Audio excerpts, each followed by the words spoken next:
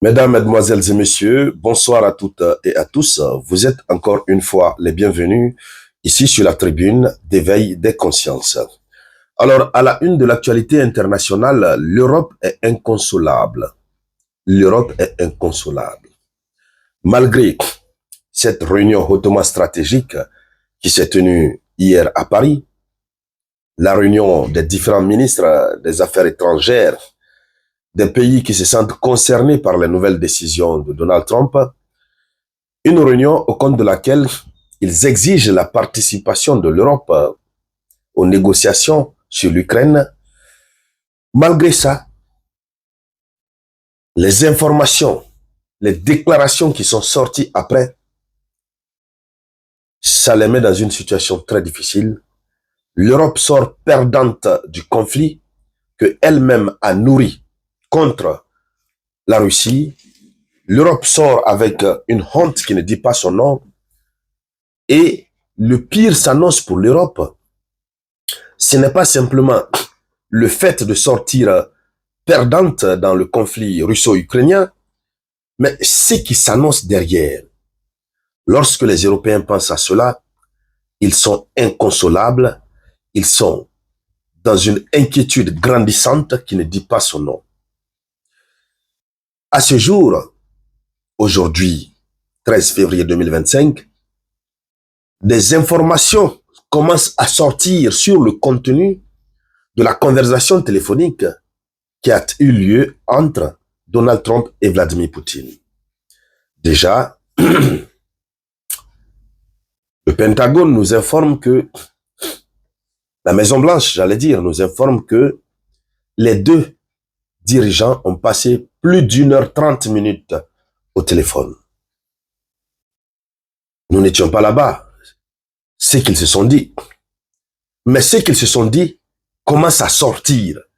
Et c'est ce qui met l'Europe dans tous ses états. Aujourd'hui, l'Europe ne fait que mériter ce qu'elle a fait subir à l'Afrique. Alors, chères dames, chers messieurs,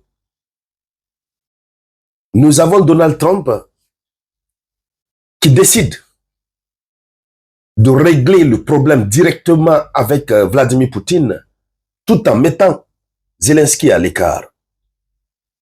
Et déjà, cela démontre à suffisance qu'il considère Zelensky comme un obstacle à l'avènement rapide de la paix.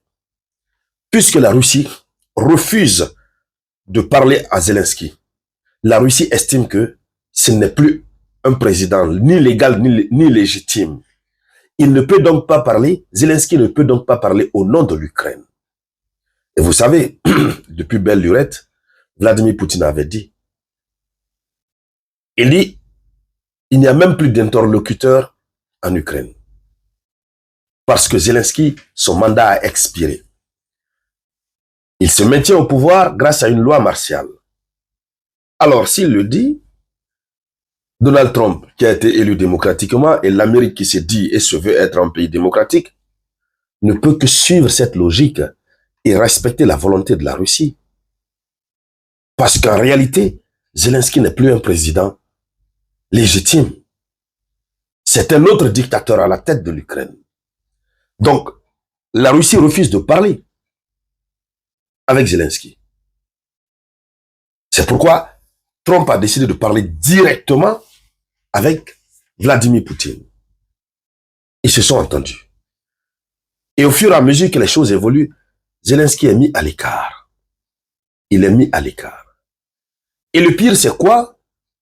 C'est que Donald Trump annonce que les gens ont mis le monde dans l'illusion. Il faut sortir de l'illusion et constater que Vladimir Poutine a remporté la guerre, il a gagné la guerre. Donald Trump rappelle que malgré les arsenals militaires, l'argent qui a été envoyé en Ukraine, que les Européens et autres ont envoyé en Ukraine, la Russie a remporté la victoire. Et il ne manque pas de dire que personne ne pourra déloger la Russie sur les territoires que la Russie a déjà conquis. C'est faux. Donc, Donald Trump se met à l'évidence et cherche à mettre les Européens à l'évidence pour qu'ils comprennent. Et si Donald Trump n'a pas associé l'Ukraine, pourquoi il va associer l'Europe? Pourquoi? Pour servir à quoi? Parce que Donald Trump considère l'Europe aussi comme étant un obstacle à l'avènement rapide de la paix. Et surtout, ce qui est dangereux, c'est la position, le statu quo de Donald Trump. Il dit que Joe Biden, l'administration de Joe Biden, a procédé à un gaspillage énorme de l'argent du contribuable américain en Ukraine. Son objectif, c'est comment récupérer cet argent pour reverser dans les caisses de l'État américain. Voici ce qui rend la tâche difficile. Alors, la situation pire qui se présente pour l'Europe, c'est quoi? Avant de continuer, je vous demande de partager cette vidéoconférence. Mettez beaucoup de j'aime.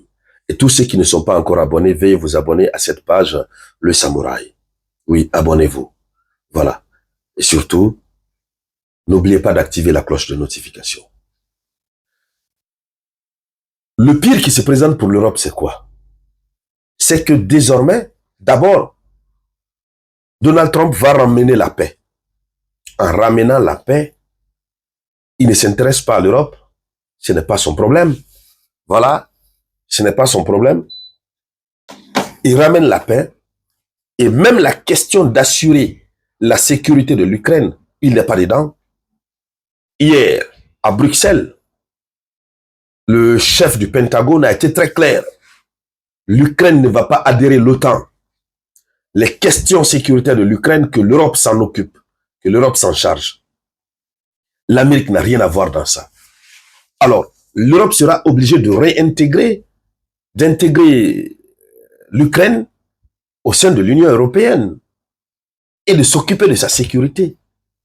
L'Europe sera obligée de se réarmer puisqu'ils sont en face de Vladimir Poutine, qui sera prêt à tout. Or, l'Europe n'a plus rien comme argent. Ils se sont fait ruiner dans la guerre en Ukraine. Voici le dilemme en face duquel l'Europe se retrouve. Allons-y dans les profondeurs, mesdames, mesdemoiselles et messieurs. Allons-y dans les profondeurs. Selon l'information officielle en provenance de la Maison-Blanche, Donald Trump veut réparer les dommages causés aux relations américo-russes par l'administration de Joe Biden. Et ces propos sont les propos d'un ex-officier du Pentagone. Donald Trump veut réparer les dommages qui ont été causés aux relations russo-américaines. Il faudrait que la Russie et l'Amérique repartent sur de bonnes bases. C'est ce qu'il veut. Alors, l'appel téléphonique entre le président Vladimir Poutine et Donald Trump marque le début officiel des négociations concernant l'Ukraine. Voici ce qu'a déclaré cet officier, David Pin. Donc, selon lui, la décision de nommer le secrétaire d'État Marco Rubio pour diriger les pourparlers, plutôt que d'envoyer l'envoyé spécial, pour l'Ukraine, hein, prouve l'importance que Washington accorde au processus. Et vous savez, sur ce point, Donald Trump a dribblé tout le monde. Il y a un envoyé spécial des États-Unis d'Amérique pour l'Ukraine, mais il lui a laissé de côté. Il a nommé un secrétaire d'État, Marco Rubio, pour être à la tête de la délégation, pour entamer directement les négociations. Donc, Donald Trump n'est pas prêt à jouer avec cette affaire. Et ce qu'il faut ajouter, cela montre qu'il accorde la plus haute priorité à la fois à la réparation des dommages causés par Biden aux relations américano-russes, voilà, et à la fin du conflit en Ukraine dans les prochains mois. Et donc, sans oublier que Trump a également invité Poutine à se rendre aux États-Unis d'Amérique, et lui aussi il a accepté de se rendre à Moscou. Et donc, Donald Trump dit à Zelensky qu'il va entamer qu'il entame des négociations, ou du moins qu'il a entamé les négociations. C'est le contenu de l'appel. il informe Zelensky qu'il a entamé les négociations bilatérales avec la Russie, sans l'Ukraine. Ce sont des négociations bilatérales. Donc, réparer d'abord le problème entre l'Amérique et la Russie. Quand c'est réglé, ce petit pays où on a un danseur de maquis, selon les qualificatifs de Donald Trump, avant qu'il soit au pouvoir, ce petit pays ne fera que se soumettre. Alors, Trump démontre par ailleurs qu'il reconnaît Zelensky comme le principal obstacle à la paix. Voici la situation qui est en face. On ne parle même pas de l'Union européenne. L'Union européenne est dans une désolation totale, dans une désillusion qui ne dit pas son nom.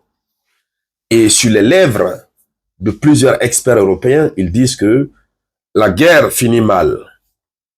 Ils sont en train de considérer désormais les États-Unis d'Amérique comme étant l'allié fatal, un allié fatal.